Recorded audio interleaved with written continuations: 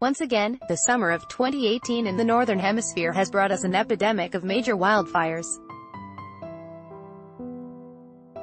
These burn forests, houses and other structures, displace thousands of people and animals, and cause major disruptions in people's lives. The huge burden of simply firefighting has become a year-round task costing billions of dollars, let alone the cost of the destruction.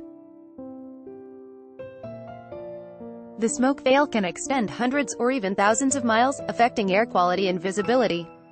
To many people, it has become very clear that human-induced climate change plays a major role by greatly increasing the risk of wildfire.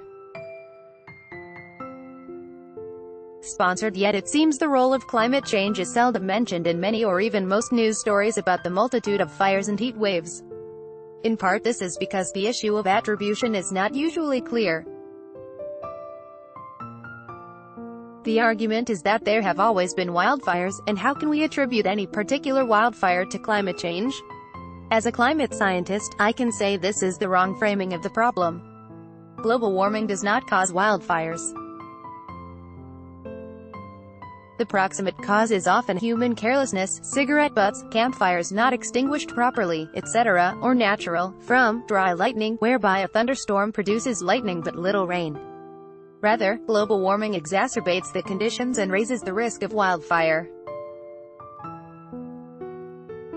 Even so, there is huge complexity and variability from one fire to the next, and hence the attribution can become complex. Instead, the way to think about this is from the standpoint of basic science, in this case, physics. This year is proving to be another active wildfire season. Climate Central, CC by NC. Global warming is happening. To understand the interplay between global warming and wildfires, consider what's happening to our planet. The composition of the atmosphere is changing from human activities. There has been over a 40% increase in carbon dioxide, mainly from fossil fuel burning since the 1800s, and over half of the increases since 1985. Other heat-trapping gases, methane, nitrous oxide, etc., are also increasing in concentration in the atmosphere from human activities. The rates are accelerating, not declining, as hoped for with the Paris Agreement. This leads to an energy imbalance for the planet. The flows of energy through the climate system are schematically illustrated with numbers on the top of atmosphere values and net energy imbalance at the surface. Trendworth et al. 2009. Heat-trapping gases in the atmosphere act as a blanket and inhibit the infrared radiation, that is, heat from the Earth, from escaping back into space to offset the continual radiation coming from the Sun. As these gases build up, more of this energy, mostly in the form of heat, remains in our atmosphere. The energy raises the temperature of the land, oceans and atmosphere, melts ice, thaws permafrost, and fuels the water cycle through evaporation. Moreover, we can estimate Earth's energy imbalance quite well. It amounts to about 1 watt per square meter, or about 500 terawatts globally. While this factor is small compared with a natural flow of energy through the system, which is 240 watts per square meter, it is large compared with all other direct effects of human activities. For instance, the electrical power generation in the U.S. last year averaged 0.46 terawatts. The extra heat is always the same sign and it is spread across the globe. Accordingly, where this energy accumulates matters. Tracking the Earth's energy imbalance, the heat mostly accumulates ultimately in the ocean, over 90%. This added heat means the ocean expands and sea level rises. Heat also accumulates in melting ice, causing melting Arctic sea ice and glacier losses in Greenland and Antarctica. This adds water to the ocean, and so the sea level rises from this as well, rising at a rate of over 3 millimeters a year, or over a foot per century. Global ocean heat content for the top 2,000 meters of the ocean, with uncertainty estimates by the pink region. Science advances, CC by NC. On land, the effects of the energy imbalance are complicated by water. If water is present, the heat mainly goes into evaporation and drying, and that feeds moisture into storms, which produce heavier rain. But the effects do not accumulate provided that it rains on and off. However, in a dry spell or drought, the heat accumulates. Firstly, it dries things out, and then secondly it raises temperatures. Of course, it never rains in Southern California, according to the 1970s pop song, at least in the summer half year. So water acts as the air conditioner of the planet. In the absence of water, the excess heat effects accumulate on land both by drying everything out and wilting plants, and by raising temperatures.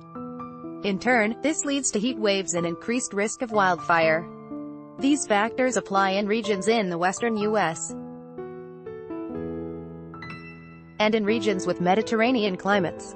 Indeed, many of the recent wildfires have occurred not only in the West in the United States, but also in Portugal, Spain, Greece, and other parts of the Mediterranean. A satellite image of the Car Fire in California. Drought conditions, in addition to a lot of dead trees and vegetation, are contributing to another year of severe wildfires. NASA: the conditions can also develop in other parts of the world when strong high-pressure weather domes, anticyclones, stagnate, as can happen in part by chance, or with increased odds in some weather patterns such as those established by either La Niña or El Niño events, in different places. It is expected that these dry spots move around from year to year, but that their abundance increases over time, as is clearly happening. How big is the energy imbalance effect over land? Well, 1 watt per square meter over a month, if accumulated, is equivalent to 720 watts per square meter over 1 hour. 720 watts is equivalent to full power in a small microwave oven. 1 square meter is about 10 square feet. Hence, after 1 month this is equivalent to 1 microwave oven at full power every square foot for 6 minutes. No wonder things catch on fire. Attribution science. Coming back to the original question of wildfires and global warming, this explains the argument. There is extra heat available from climate change, and the above indicates just how large it is.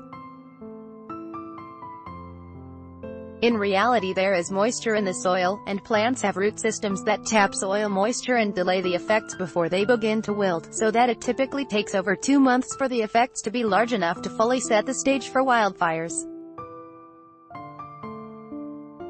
On a day-to-day basis, the effect is small enough to be lost in the normal weather variability.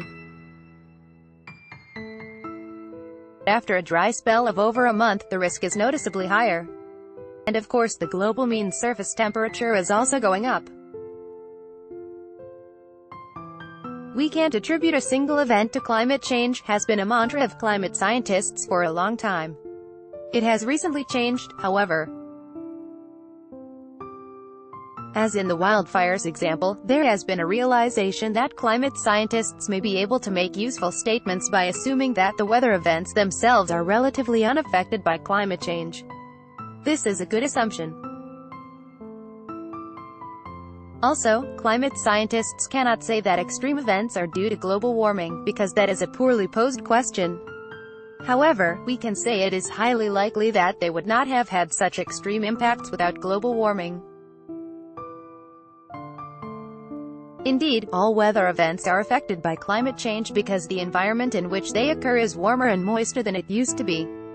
In particular, by focusing on Earth's energy imbalance, new research is expected to advance the understanding of what is happening, and why, and what it implies for the future.